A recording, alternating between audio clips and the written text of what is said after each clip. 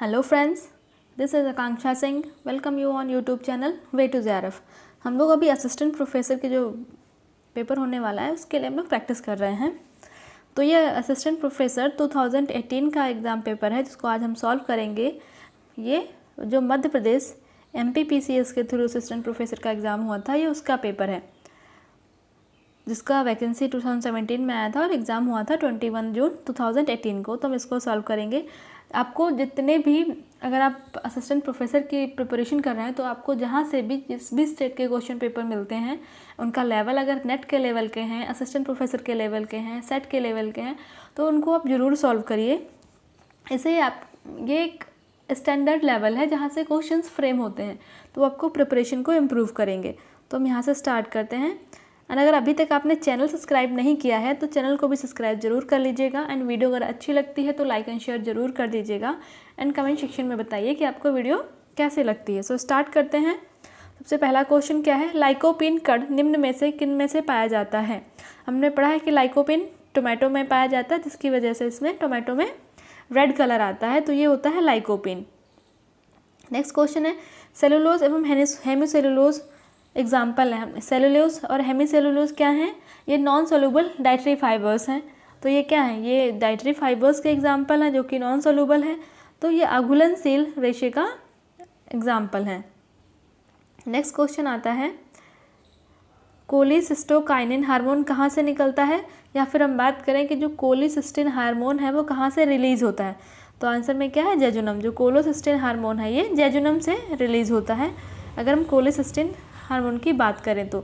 Next question number 4 आता है, अनाज का सबसे बड़ा हिस्सा होता है। तो अगर हम बात करें, कोई अगर हम अनाज की अगर हम बात करें तो हम ले लेते हैं इसमें वीट। अगर हम एक वीट उठा के देखें तो वीट में सबसे ज़्यादा पोर्शन क्या होता है, तो जो अंदर इसमें ये एंडोस्पर्म होता है।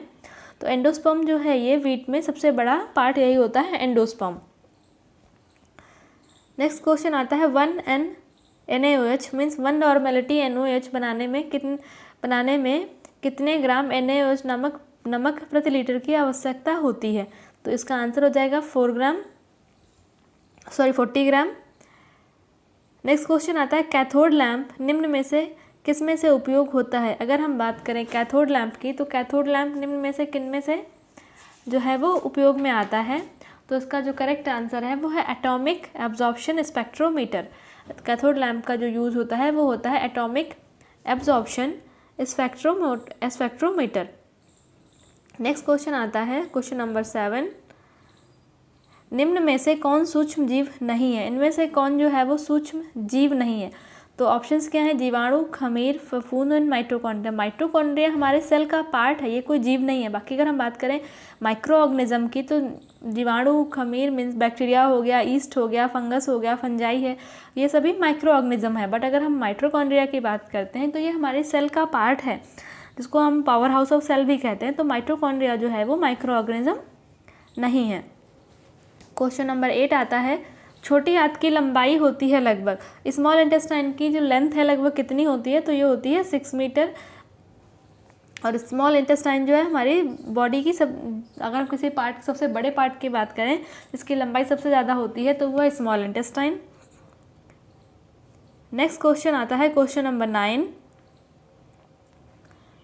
मानव की छोटी आंत निम्न में से किस रसायन बंध को तोड़ नहीं पाती है। मीन्स कौन से केमिकल बॉन्ड आता है उसको हमारी जो इंटेस्टाइन है वो तोड़ नहीं पाती है। तो अगर हम बात करें तो ये होते हैं बीटा बॉन्ड होते हैं, इनको हमारी स्मॉल इंटेस्टाइन है जो ब्रेक नहीं कर पाती है। तो इसका आंसर हो जाएगा बीटा बॉन्ड। नेक्स्ट क्वेश्चन है, मानव शरीर में नहीं बनने वाला वसीय अम्ल है।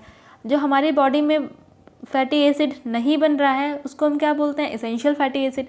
अब एसेंशियल है, हमारी बॉडी में नहीं बनना है, इसलिए हमको वो बाहर से लेना पड़ेगा। तो आंसर हो जाएगा लिनोलिक फैटी एसिड। जो है लिनोलिक फैटी एसिड हमारी बॉडी में नहीं बनता है, इसको हमें थ्रू डाइट लेना पड़ता है, इसीलिए इसको एसेंशियल फैटी एसिड के नाम से भी जानते हैं। नेक्स्ट क्वेश्चन आता है, वर्निक कोरसकॉफ सिंड्रोम निम्न में से किससे जुड़ा है। तो अगर हम बात करें वर्निक कोरसकॉफ सिंड्रोम, तो थायमीन विटामिन B1 से रिलेटेड है। वर्निक्स सिंड्रोम अलग है, कोरसकॉफ सिंड्रोम अलग है। अब जो दोनों दोनों होते हैं B1 की डेफिशिएंसी से ही, और दोनों मेंटल रिटार्डेशन हमारा जो मेंटल डेवलपमेंट है उसको अफेक्ट करते हैं। अब ये दोनों अगर एक साथ होते हैं तो इनको लिखते हैं वर्निक कोरसकॉफ सिंड्रोम या फिर वर्निक सिंड्रोम या कोरसकॉफ सिंड्रोम। तो ये दोनों होते हैं थायमिन की डेफिशिएंसी से, B1 की डेफिशिएंसी से, जो हमारे ब्रेन के डेवलपमेंट को इफ़ेक्ट करते हैं। नेक्स्ट क्वेश्चन आता है, भोज्य प्रोटीन की नाइट्रोजन जो कि शरीर में वृद्धि और मरम्मत के काम आती है वो कहलाती है। मीन्स जो हम प्रोटीन ले रहे हैं, तो हमारी फूड में जो प्रोटीन है उसमें जो नाइट्रोजन है जो हमारी बॉडी की ग्रोथ को इम्प्रूव करती है, और जो हमारी बॉडी में टिश्यू ब्रेकडाउन हो रहा है उसको इम्प्रूव करते हैं। हमने पढ़ा ना क्लास 1 प्रोटीन, क्लास 2 प्रोटीन, और जो क्लास 1 प्रोटीन होती है वो हाई बायोलॉजिकल वैल्यू प्रोटीन होती है जो कि एनिमल सोर्स से ली जाती है, जो हमारे बॉडी की ग्रोथ को इम्प्रूव करती है और जो भी टिश्यू ब्रेक डाउन हो रहा है उसको इम्प्रूव करती है। और जो क्लास 2 प्रोटीन आती है वो एज सच ग्रोथ में ज़्यादा इम्प्रूवमेंट नहीं करती है, इसीलिए जब ग्रोथ की बात आती है वहाँ पे क्लास 1 प्रोटीन की बात आती है। तो यहाँ पे बात कर रहे हैं कि ऐसी कौन सी प्रोटीन की नाइट्रोजन है जो शरीर की वृद्धि और मरम्मत में काम आती है, तो वो कहलाती है BV। जो BV प्रोटीन है उसको कहते हैं कि जो बायोलॉजिकल वैल्यू प्रोटीन है वो हेल्प करती है। एक सेकेंड,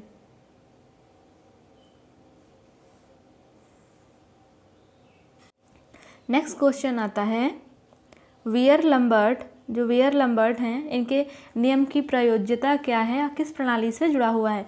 तो वियर लैम्बर्ट लॉ की बात कर रहे हैं यहाँ पे।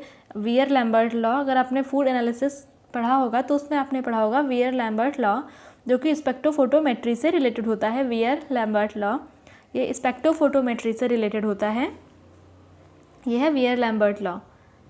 नेक्स्ट क्वेश्चन है क्वेश्चन नंबर 14। क्वेश्चन नंबर 14 ये है, हाइड्रोजन गैस के एक परमाणु का समतुल्य वजन क्या होता है।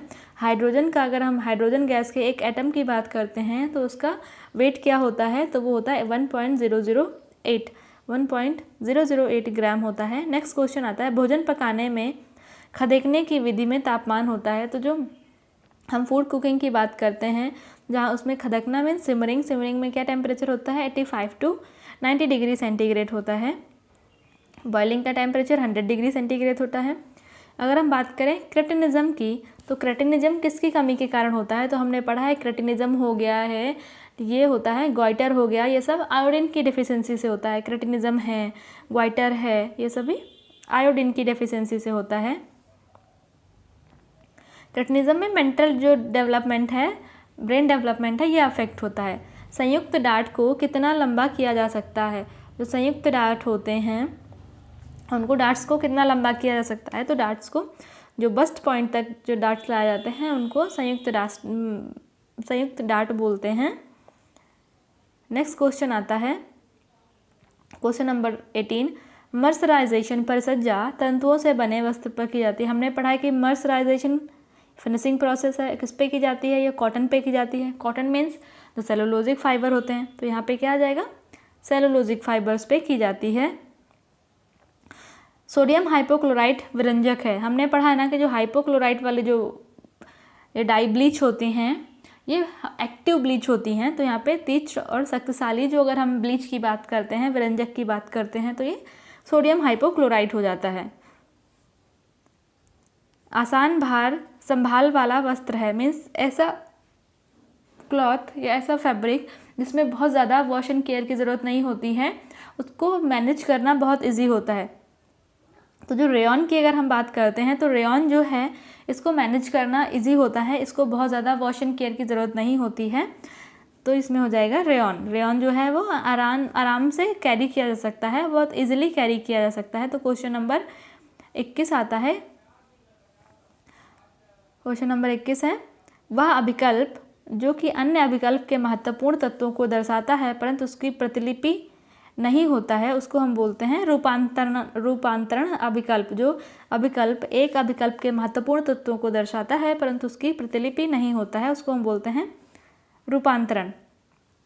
नेक्स्ट क्वेश्चन है, उच्च ऐंठन वाले सूत होते हैं या जिनमें हाई ट्विस्ट वाले जो फाइबर होते हैं उनमें हाई ट्विस्ट हमने पढ़ा है ना, low twist, medium twist, high twist.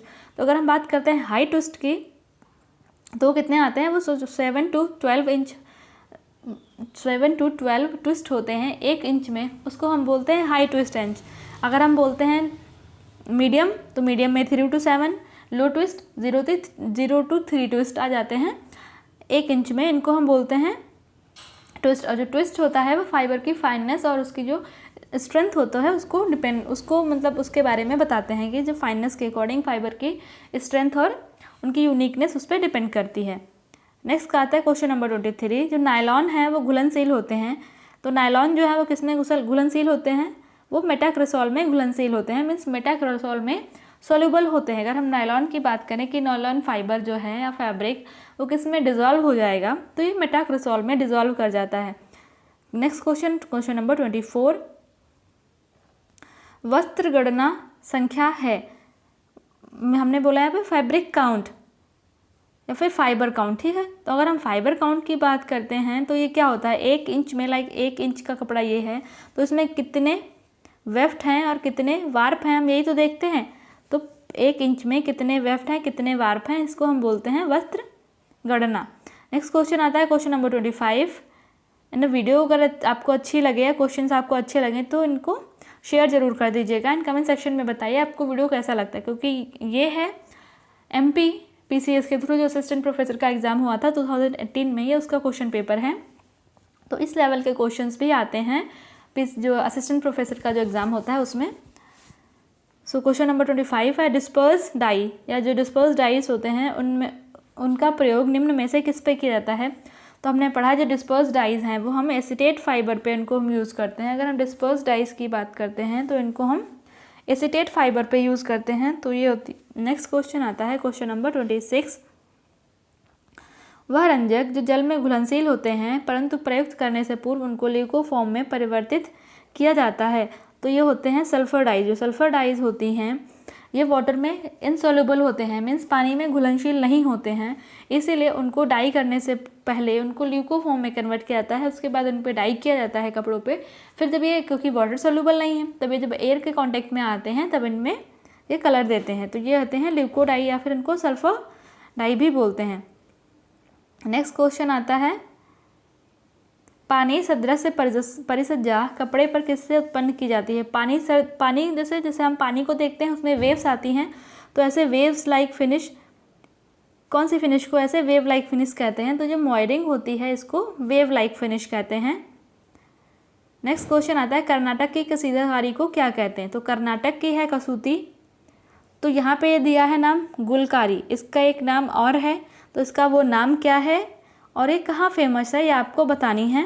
नीचे इसके आंसर्स दिए हैं पर आपको चीटिंग नहीं करनी है, आंसर नहीं देखना है। तो कसूती है कर्नाटका की, चिकनकारी है लखनऊ की, कसीदा है कश्मीर की, ये बचा है गुलकारी। अच्छा, इसका दूसरा नाम क्या है, इसको हम फुलकारी भी बोलते हैं, तो आपको बताना है फुलकारी कहाँ से फेमस है। तो ये गुलकारी नाम लिख के आता है या फुलकारी, तो आपको कंफ्यूज नहीं होना है, ये बताना है आपको कहाँ से फेमस है। नेक्स्ट क्वेश्चन आता है क्वेश्चन नंबर 30। सोने के धागे से बने भारी ब्रोकेड के कपड़े कहाँ बनते हैं या उनको क्या कहते हैं। अगर हम बात करें सोने से के धागे से बने भारी ब्रोकेड वाले कपड़े, तो ये होता है किम ख्वाब। और आपको बताना ये है कि ये जो किम ख्वाब वाला जो फैब्रिक की हम बात कर रहे हैं या हम ब्रोकेड फैब्रिक की बात कर रहे हैं, तो ये कहाँ प्रसिद्ध हैं, ये कहाँ बनते हैं। इसका आंसर आपको कमेंट सेक्शन में देना है कि जो ये सोने के धागे से बने हुए जो ब्रोकेड क्लॉथ फैब्रिक होते हैं ये कहाँ से फेमस हैं, मेनली कहाँ बनते हैं, ये आपको बताना है। नेक्स्ट क्वेश्चन है 31। विकास परिपक्वता एवं परिणाम है, means development, maturation and learning का परिणाम है, मीन्स परिपक्वता और अधिगम का परिणाम है। नेक्स्ट क्वेश्चन है मनोविश्लेषण सिद्धांत के प्रतिपादक थे, मीन्स साइको एनालिटिक थ्योरी, तो ये दी थी सिगमंड फ्राइड ने। इसमें इन्होंने दिया था ID, ego and super ego, means इन्होंने यहाँ पे जो पर्सनालिटी डायमेंशन है इन्होंने 3 पर्सनालिटी डायमेंशन दिए थे, ID, ego and super ego. Next question आता है क्वेश्चन नंबर, ये कौन सा था, क्वेश्चन नंबर 33।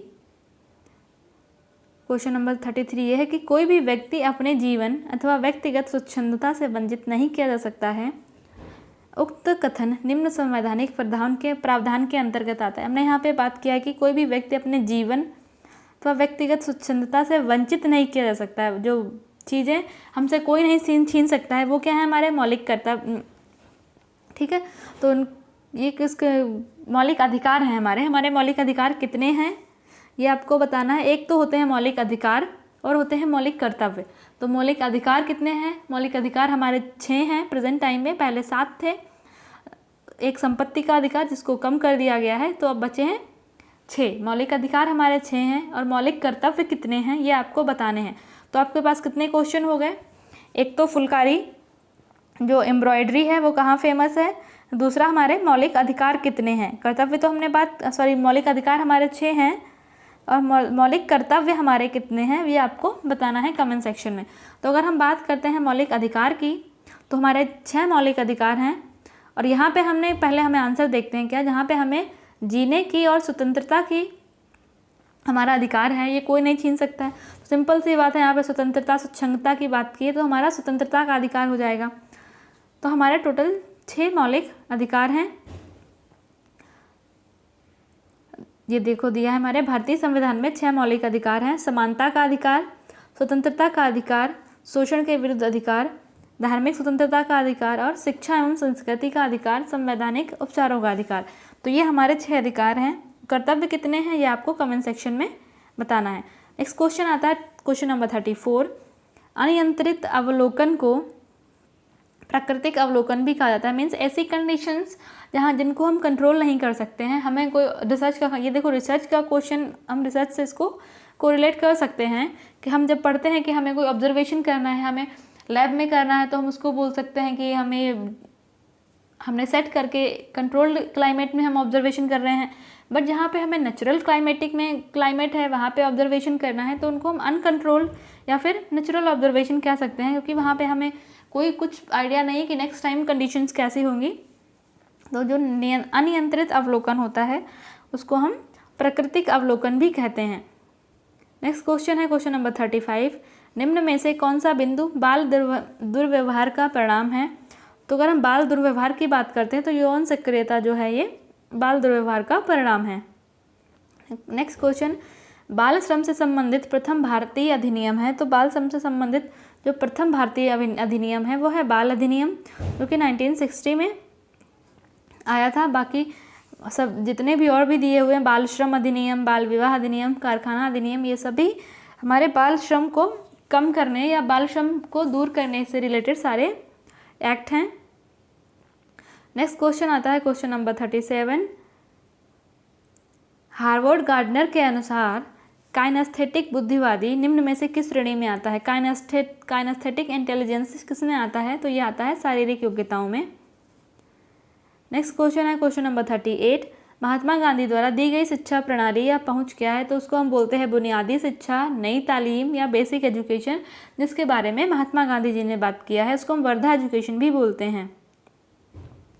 ICDS को मुख्यतः बाह्य सहयोग से मिलता है। ICDS को और कौन सी एजेंसीज है जिसका सहयोग मिलता है? तो वो हो गया केयर, WFP एंड यूनिसेफ। ये जो है यहाँ से ICDS को सपोर्ट मिलता है। नेक्स्ट क्वेश्चन आता है क्वेश्चन नंबर 40। राष्ट्रीय जन सहयोग एवं बाल विकास संस्थान का मुख्यालय कहाँ है? तो राष्ट्रीय जन सहयोग एवं बाल संस्थान का मुख्यालय, जिसको हम शॉर्ट में NIPCCD कहते हैं, तो ये है दिल्ली में है। क्वेश्चन नंबर 41 आता है सार्वभौमिक शिक्षा के प्रावधान में 2 मुख्य बाधाएं हैं। अगर हम सार्वभौमिक शिक्षा की सबको एजुकेशन मिले, इसको लेकर अगर कोई 2 प्रावधान आते हैं तो वो क्या है? वो है गरीबी एवं प्रौढ़ शिक्षा। मीन्स गरीबी और प्रौढ़ शिक्षा, ये 2 मेन हम बोल सकते हैं कि बैरियर आते हैं सार्वभौमिक शिक्षा को लेकर। नेक्स्ट क्वेश्चन है क्वेश्चन नंबर 42। विशाल जन समूह तक जानकारी पहुंचाना निम्न में से किस तरीके से संभव है? हमें बहुत ज़्यादा मास्क एरिया में, जैसे अभी कोविड का था तो कोविड को लेके अवेयरनेस करना था, तो क्या स्टार्ट किए? कैंपेनिंग स्टार्ट किए, डेमोन्स्ट्रेशन स्टार्ट किया, एग्जीबिशंस स्टार्ट किए। तो ये है प्रदर्शनी। मीन्स अगर हमें विशाल जनसमूह तक पहुंचना है, कोई इन्फॉर्मेशन है वो सभी लोगों तक पहुंचाना है, तो उसके लिए क्या करेंगे? प्रदर्शनी स्टार्ट करेंगे। नेक्स्ट क्वेश्चन है क्वेश्चन नंबर 43, महिला समूह का निर्माण करना निम्न में से कौन से कार्यक्रम की विशेषता है।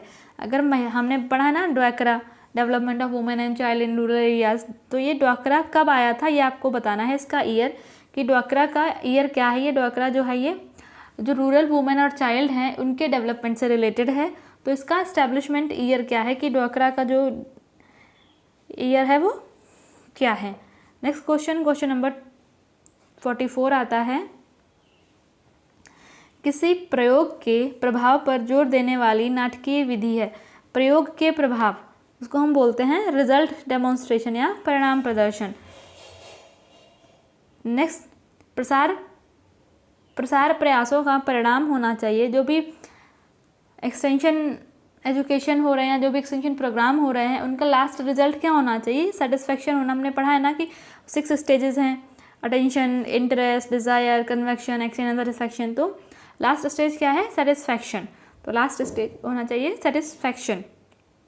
नेक्स्ट क्वेश्चन आता है क्वेश्चन नंबर 6, प्रसार कार्यक्रम के क्रियान्वयन के दौरान कार्य की प्रगति को जांचना कहलाता है। मीन्स कोई एक्सटेंशन प्रोग्राम चल रहा है, उसको टाइम टू टाइम उसको देखते रहना, कैसे काम चल रहा है, कैसा नहीं चल रहा है, तो उसको क्या कहते हैं, उसको हम बोलते हैं मॉनिटरिंग। नेक्स्ट क्वेश्चन आता है 47, निम्न विधि नई पद्धतियों के अधिग्रहण के लिए लोगों को विश्वास दिलाने में प्रभावी है। तो क्षेत्रीय भ्रमण, अगर आपको कुछ नया स्टार्ट करना है, वहाँ के लोगों से जाके आप जब मिलोगे, उन कांटेक्ट करोगे, उनको आप बताओगे कि जो भी ये नया मेथड है वो कितना इफ़ेक्टिव है, तो वहाँ से ही क्षेत्रीय भ्रमण से आप लोगों को मतलब कोई नया टेक्निक या कोई नया टेक्नोलॉजी यूज़ करने के लिए उनको कन्विक्ट कर सकते हो, उनको बिलीव करा सकते हो। नेक्स्ट क्वेश्चन है क्वेश्चन नंबर 48, स्वयं सिद्धा योजना निम्न के लिए क्रियान्वित की गई थी। तो महिला सशक्तिकरण, जहां हम बात करते हैं वुमेन एम्पावरमेंट की, तो ये स्वयं सिद्धा जो योजना है वो वुमेन एम्पावरमेंट से रिलेटेड है। नेक्स्ट क्वेश्चन है क्वेश्चन नंबर 49, किसी भी उद्यम की स्थापना का प्रथम चरण है। तो सबसे पहला क्या है, अवसर को पहचानना। कोई भी अगर चीज़, कोई आप स्टार्टअप करने जा रहे हो, कोई आप उद्योग स्टार्ट करने जा रहे हो, तो उसको क्या है, सबसे पहले अवसर को पहचानना। नेक्स्ट क्वेश्चन आता है क्वेश्चन नंबर 50, प्रसार कार्यक्रम नियोजन है। तो प्रसार कार्यक्रम नियोजन क्या है, ये एक शैक्षणिक प्रक्रिया है। नेक्स्ट क्वेश्चन आता है क्वेश्चन नंबर 51, प्रसार प्रशिक्षण में निम्नलिखित दिए गए चरणों का सही क्रम क्या है। तो हमने पढ़ा है कि सबसे लास्ट स्टेप है वो संतुष्टि है, सेटिस्फैक्शन है, और सबसे पहला हमारा क्या है, इंटरेस्ट है, अटेंशन है। हमने पढ़ा सबसे पहला हमारा अटेंशन है, तो अटेंशन किस में है, ये 3 में है। तो अटेंशन के बाद हमारा इंटरेस्ट क्या है, तो हमारी मीन्स रुचि क्या है, फिर हमारा डिज़ायर क्या है, फिर हमारा बिलीव क्या है, फिर कन्विक्शन एंड सेटिस्फैक्शन। तो ऑप्शन नंबर सी जो है हमारा ये सही हो जाएगा। क्वेश्चन नंबर 52 आता है, उचित रूप से विकसित पूर्वशालेय पाठ्यक्रम है। पूर्वशालेय मीन्स प्री स्कूलर्स अगर जो हैं, या फिर जो छोटे बच्चों के लिए अगर कोई करिकुलम बना रहे हैं, तो वो कैसा होना चाहिए, सबसे पहले वो चाइल्ड सेंटर्ड होना चाहिए। जो बच्चे हैं उनके अकॉर्डिंग होना चाहिए, फिर उनकी जो एज है और उनके जो कल्चर्स हैं उसके अकॉर्डिंग होना चाहिए, फिर दैनिक जीवन से संबंधित होना चाहिए। तो ये सभी ऑप्शन सही हैं। ऑप्शन नंबर डी मीन्स सभी ऑप्शन जो हैं वो सही हैं। नेक्स्ट क्वेश्चन आता है, प्रौढ़ शिक्षा कार्यक्रम को निम्न में से भी कहा जा सकता है। तो इसको अनौपचारिक शिक्षा मीन्स इनफॉर्मल एजुकेशन भी कहा जाता है। नेक्स्ट क्वेश्चन आता है क्वेश्चन नंबर 54, वक्ताओं को छठे समूह द्वारा दर्शकों के लाभ के लिए अनौपचारिक बातचीत में से क्या कहा जाता है। तो इसको कहा जाता है परिसंवाद चर्चा, इसको कहा जाता है परिसंवाद चर्चा। नेक्स्ट क्वेश्चन आता है, निम्न अनौपचारिक शिक्षा का गुण नहीं है। तो अगर हम अनौपचारिक शिक्षा की बात करते हैं तो क्या होता है, इनफॉर्मल एजुकेशन। और इनफॉर्मल एजुकेशन जो है वो विषय पे आधारित या फिर सब्जेक्ट ओरिएंटेड नहीं होती है, करिकुलम ओरिएंटेड नहीं होती है। नेक्स्ट क्वेश्चन आता है क्वेश्चन नंबर 56, निम्न कार्यक्रम ग्रामीण लोगों के लिए 1 वर्ष में 100 दिन का रोजगार सुनिश्चित करते हैं। तो ये किसमें था, ये था नरेगा, जिसको रिनेम करके कर दिया गया है मनरेगा। इसका ऑप्शन नंबर सी जो है ये करेक्ट हो जाएगा। नेक्स्ट क्वेश्चन है, शोध में उद्देश्य का महत्वपूर्ण घटक है। अगर कोई रिसर्च हो रहा है कोई रिसर्च कर रहे हो आप, उसका अगर ऑब्जेक्टिव उद्देश्य की बात की जाए तो उसका इम्पॉर्टेंट फैक्टर क्या है, जो हमारा रिसर्च क्वेश्चन है या विषय वस्तु है उससे रिलेटेड हो, क्या व्यवहारिक परिवर्तन हो रहे हैं उससे रिलेटेड हो, और सीखने वाले हों। तो ये ऑल ऑफ दिस जो है सभी सही है, ये करेक्ट आंसर हो जाएगा। अस्थिर कार्यकर्ता का कार्य, जो अस्थिर है उस कार्यकर्ता का कार्यचक्र कैसा होता है, तो टूटा हुआ वक्र होता है। अस्थिर कार्यकर्ता की अगर हम बात करते हैं तो उसका जो कार्यचक्र है वो टूटा हुआ वक्र होता है। नेक्स्ट क्वेश्चन आता है क्वेश्चन नंबर 59। तो क्वेश्चन नंबर 59 की हम बात करते हैं, पर्यावरण का पारिस्थितिकी आदर्श किसे कहा जाता है। तो हमने पढ़ा है ना, इकोलॉजिकल थ्योरी किसने दिया है, वो दिया है ब्रोनफेल्ड ब्रोनर ने। नेक्स्ट क्वेश्चन है क्वेश्चन नंबर 60, मुंडल के परिवर्तन वर्ग किससे संबंधित है। हमने पढ़ा ना, मुंडल के जो क्लासेस ऑफ चेंज हैं वो किससे रिलेटेड है, वो वर्क सिंप्लीफिकेशन कार्य सरलीकरण से संबंधित है। नेक्स्ट क्वेश्चन आता है क्वेश्चन नंबर 61, ताजमहल कला के किस सिद्धांत का उदाहरण है। सिद्धांत मीन्स प्रिंसिपल की बात कर रहे हैं, तो ताजमहल जो है वो कला का कौन सा, तो सबसे पहले आता है बैलेंस प्रिंसिपल, और बैलेंस में औपचारिक मीन्स फॉर्मल बैलेंस का एग्जाम्पल है। ताजमहल जो है वो फॉर्मल बैलेंस का एग्जाम्पल है। नेक्स्ट क्वेश्चन नंबर 62, समीपवर्ती रंग योजना में रंग चक्र के निम्न रंग आते हैं। समीपवर्ती मीन्स आसपास, एनालॉगस में क्या आते हैं, जो आसपास के 2 या 3 कलर आते हैं उनको हम बोलते हैं एनालॉगस कलर स्कीम। और अगर कलर स्कीम आपने नहीं पढ़ी है, उसको डिटेल में पढ़ने के लिए आप चेक करिएगा, ऊपर आई बटन पे आपको लिंक मिल जाएगा, उनमें हमने डिटेल में कलर स्कीम को पढ़ा है अच्छे से, तो वहाँ से आप कलर स्कीम जरूर देखिएगा। हमने हर एक कलर स्कीम को प्रॉपरली डिस्क्राइब किया है। नेक्स्ट क्वेश्चन आता है क्वेश्चन नंबर 63 कि क्रेडिट का आधार मानी जाने वाली 3 C's क्या हैं। क्रेडिट का आधार माने जाने वाली 3 C's क्या हैं, तो ऑप्शन नंबर बी सही हो जाएगा, जायदाद, दस्तावेज, क्षमता एवं चरित्र मीन्स कैपिटल, कैपेसिटी और कैरेक्टर। ये है क्रेडिट के लिए। 64 क्या है, बजट क्या है। बजट क्या है, जो हम पैसा खर्च कर रहे हैं और बचाने का जो बैलेंस होता है, इनकम और एक्सपेंडिचर का जो बैलेंस होता है उसको हम बोलते हैं बजट। तो ऑप्शन नंबर बी है जो ये करेक्ट हो जाएगा। नेक्स्ट क्वेश्चन आता है क्वेश्चन नंबर 65, पूरी तरह से रियायती ग्रामीण आवास योजना कौन सी है। रियायती ग्रामीण आवास योजना तो वो है इंदिरा आवास योजना। नेक्स्ट क्वेश्चन है, एक्स और वाई सिद्धांत किसके द्वारा दिया गया है, तो मैकग्रेगर के द्वारा। एक्स और वाई सिद्धांत जो है ये मैकग्रेगर के लिए, इसमें बहुत ज़्यादा क्वेश्चन नहीं आते हैं इसको लेके मोस्टली यही एक क्वेश्चन आता है कि किसने दिया था, तो ये मैकग्रेगर ने दिया था। नेक्स्ट है, भारत में उपभोक्ता आवास से संबंधित 4 अधिनियम दिए गए हैं। ये अधिनियम जिस क्रम में पारित हुए हैं तो उनके बारे में बताना है। तो ऑप्शंस क्या हैं, खाद्य अपमिश्रित निवारण अधिनियम, माप तेल अधिनियम, आवश्यकता वस्तु अधिनियम या क्रय अधिनियम। तो अगर हम बात करते हैं खाद्य अपमिश्र is food prevention of food adulteration, तो ये कब आया था, 1954 में आया है प्रिवेंशन ऑफ फूड एडल्ट्रेशन। उसके बाद आया है माप तेल अधिनियम, तो 2009, माप तोल अधिनियम तो 2019 में आया है। हमने पढ़ा ना एसेंशियल आवश्यक वस्तु अधिनियम, एसेंशियल कमोडिटी एक्ट, ये 1955 में आया है। और अगर हम बात करते हैं क्रय अधिनियम की तो ये 2015 में आया है। तो करेक्ट ऑप्शन क्या हो जाएगा, इसका करेक्ट ऑप्शन हो जाएगा ऑप्शन नंबर, देखते हैं 4th लास्ट में है ए वाला फर्स्ट, ये इसका ऑप्शन नंबर ए जो है ये करेक्ट ऑप्शन हो जाएगा। नेक्स्ट क्वेश्चन आता है, वह व्यक्ति जो उत्पाद का खरीदार और उपयोग करता है उसको हम बोलते हैं कंज्यूमर मीन्स उपभोक्ता। जो प्रोडक्ट खरीदता है फिर उसको उपयोग करता है उसको हम बोलते हैं उपभोक्ता। नेक्स्ट क्वेश्चन है, निम्न में से रंग का एक आयाम है, तो ये ह्यू जो है ये हम एक कलर का डायमेंशन है। हमने 3 डायमेंशन पढ़े ना, ह्यू, वैल्यू और इंटेंसिटी। तो ह्यू जो है ये कलर का एक डायमेंशन है।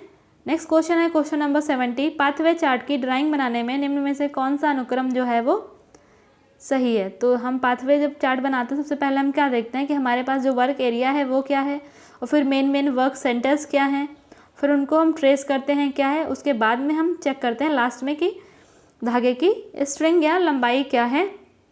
तो उसका ऑप्शन नंबर जो डी है ये करेक्ट हो जाएगा।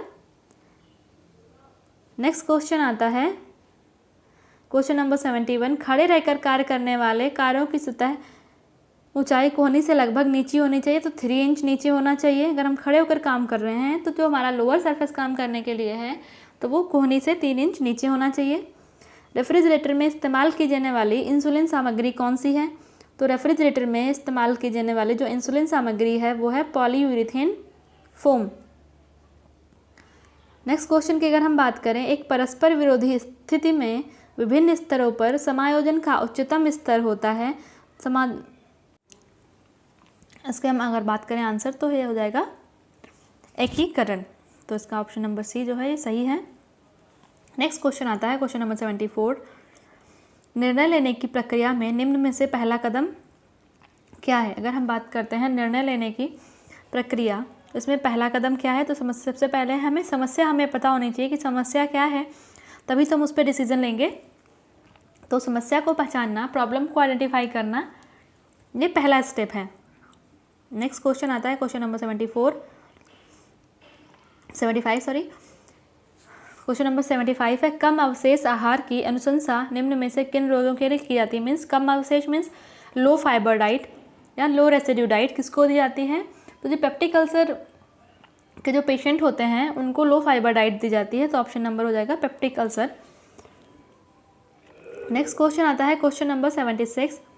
मेलाइटस मधुमेह के कारण होने वाले दृष्टि अक्षमता कहलाती है, तो उसको हम कहते हैं रेटिनाइटिस। अगर जो डायबिटीज़ की वजह से जो हमारे आँखों में प्रॉब्लम आती है, जो आइज़ पे इफेक्ट होता है, उसको हम बोलते हैं रेटिनाइटिस। नेक्स्ट क्वेश्चन आता है क्वेश्चन नंबर 77। तो वस्त्र से प्राकृतिक मोम, गंदगी व तेल चिकनाई को हटाना, इसको हम क्या कहते हैं? इसको हम कहते हैं स्काउरिंग। नेक्स्ट क्वेश्चन है क्वेश्चन नंबर 78। निम्न में से किस विटामिन की उपस्थिति लौह लवण के अवशोषण को बढ़ाती है? तो हमने पढ़ा है vitamin C means ascorbic acid. ये आयरन के एब्जॉर्प्शन को हमारी बॉडी में आयरन के एब्जॉर्प्शन को इम्प्रूव करता है। नेक्स्ट क्वेश्चन आता है क्वेश्चन नंबर 79। बाइल का सिक्रीशन कहाँ से होता है? तो इसका सिक्रीशन जो है वो लीवर से होता है। अगर हम बात करते हैं बाइल के सिक्रीशन की, तो ये सिक्रीट होता है लीवर से। और अगर हम बोलें स्टोर कहाँ होता है, तो स्टोर होता है ये पित्ताशय में। नेक्स्ट क्वेश्चन आता है क्वेश्चन नंबर 80। निम्न में से कौन सा अनुसंधान का प्रकार नहीं है? अनुसंधान मीन्स रिसर्च, और ये भविष्यवाणी रिसर्च का कोई प्रकार नहीं है। Next question number 81। एक प्रकार का धात्विक नमक जो रंगों को वस्त्र पर स्थायी रूप से टिकाने में मदद करता है, तो उसको हम बोलते हैं मॉर्डेंट। मॉर्डेंट जो है वो इसे हम डाई फिक्सेशन या डाई को फिक्स करने वाले एजेंट के नाम से भी जानते हैं। तो ये एक तरह का एलिमेंट सॉल्ट है जो कि डाई को फिक्स करने में हेल्प करता है। Next question number 82। निम्न में से कौन सा मानव संसाधन नहीं है? तो हमने यहाँ पे बात करते हैं जो ये मनी है, ये ह्यूमन रिसोर्स नहीं है। वृद्धावस्था में मायोकार्डियल इन्फेक्शन निम्न में से होता है। मायोकार्डियल इन्फेक्शन ये सामाजिक अलगाव मीन्स जब सोसाइटी से या सोशल जो कनेक्शन है वो कम होने लगते हैं, तो इससे मायोकार्डियल इन्फेक्शन होने के चांसेस बढ़ जाते हैं। क्वेश्चन नंबर 84 आता है, पित्त का रंजक पिगमेंट कहा जाता है, उसको हम बाइलिरुबिन कहते हैं। बाइलिरुबिन की वजह से बाइल में जो है वो कलर आता है, इसको हम बोलते हैं बाइलिरुबिन। नेक्स्ट क्वेश्चन है autistic child syndrome. Autistic child syndrome जो है ये साइकोसिस डिसऑर्डर है। नेक्स्ट क्वेश्चन है 86।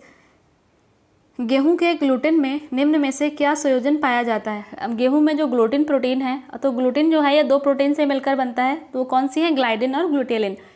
ग्लाइडिन और ग्लूटेनिन को मिलकर जो है गेहूं की प्रोटीन ग्लूटेन बनती है, जो कि जब हम रोटी बनाते हैं तो रोटी में जो इलास्टिसिटी आती है और उसमें जो एक्सपैंड करने की जो क्वालिटी आती है, तो ये ग्लूटेन से आती है।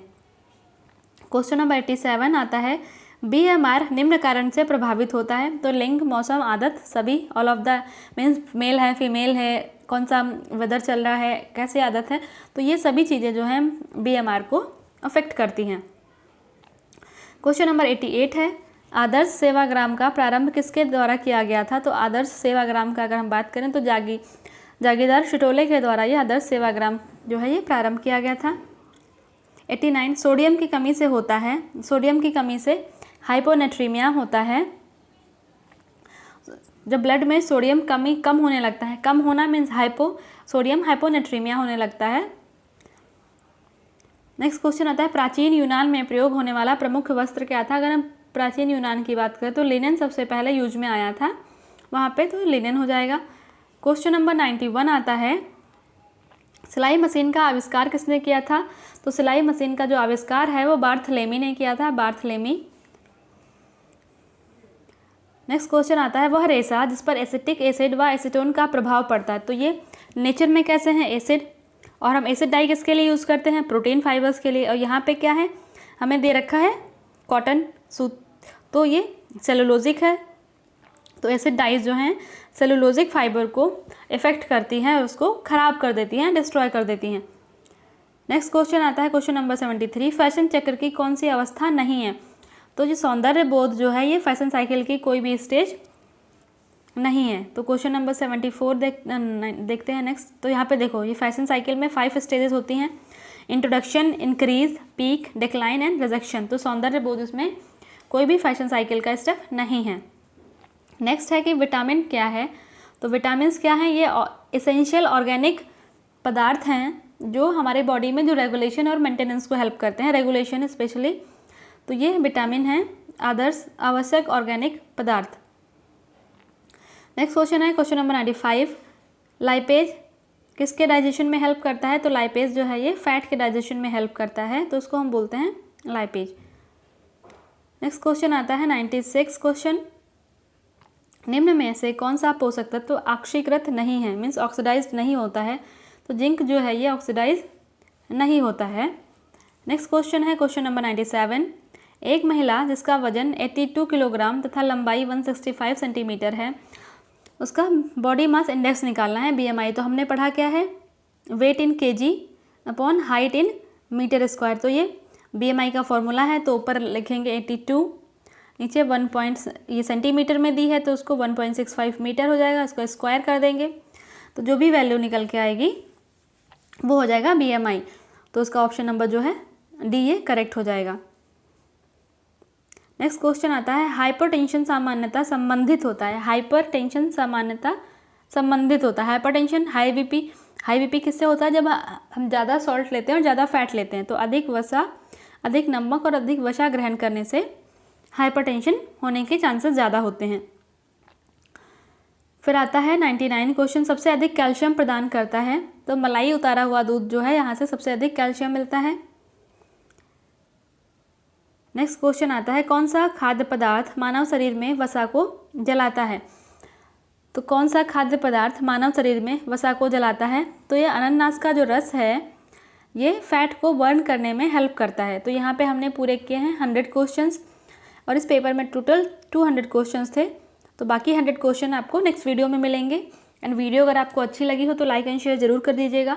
जो क्वेश्चंस थे आपके कि पुलकारी कहाँ फेमस है, उसके बाद हमारे मौलिक कर्तव्य कितने हैं, और डोकरा कब आया था, मीन्स डोकरा को कब इस्टेब्लिश किया गया था, development of women and children in rural areas.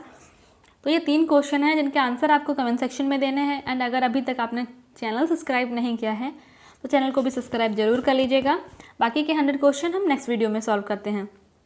मिलते हैं नेक्स्ट वीडियो में, तब तक के लिए wish you all the very best, good luck, bye bye.